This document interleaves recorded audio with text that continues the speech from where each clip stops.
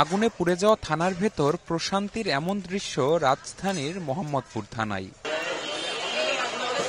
গত ৫ আগস্ট পুড়িয়ে দেয়া হয় মোহাম্মদপুর থানা ভবনটি। পরবর্তীতে সেবা কার্যক্রম বন্ধ হয়ে যায়। শনিবার পুড়ে যাওয়া থানাটির সংস্কারের কাজে যোগ দেন শিক্ষার্থীরা। ভেতরে ছোট ছোট গ্রুপে বিভক্ত হয়ে কাজ করেন তারা। তাদেরকেও পোড়া জিনিসপত্র সরান, পাওয়া যায় গুরুত্বপূর্ণ নথিও।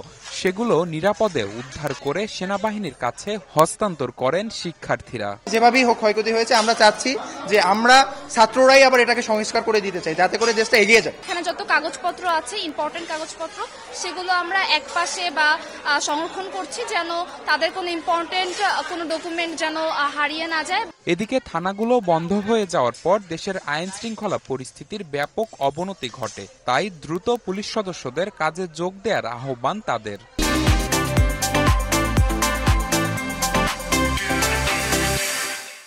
এই যে আমরা সবাই এখানে এসে কাজ করছি, এর মাধ্যমে আমরা চাচ্ছি যে আপনারা আসুন, আপনারাও আমাদের সাথে যোগদান করুন। পক্ষপাতিত্বটা ছেড়ে দিন এবং ভীতি ছেড়ে দিয়ে আমাদের পাশে এসে দাঁড়ান। থানা ও পুলিশ জনগণের উল্লেখ করে বাহিনীর ওপর আস্থা রাখার অনুরোধ জানিয়েছে পুলিশ।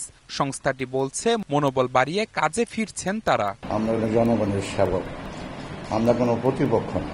আমাদের কর্তৃপক্ষ তো আমাদের অর্ডার দিছি, আমরা তো চলে আসছি, কর্মক্ষেত্রে আসি, সেই ক্ষেত্রে আমরা আগের মতো আমরা কাজ করব। রোববার থেকে মোহাম্মদপুর থানা চালুর ব্যাপারে আশাবাদী পুলিশ। আন্দোলন, এরপর রাস্তায় ট্রাফিক নিয়ন্ত্রণ, সবশেষ থানা সংস্কার। সব জায়গায় সরব উপস্থিতি শিক্ষার্থীদের।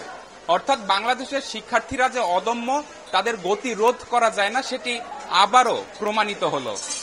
নিবিড় সাহা, সময় সংবাদ, ঢাকা।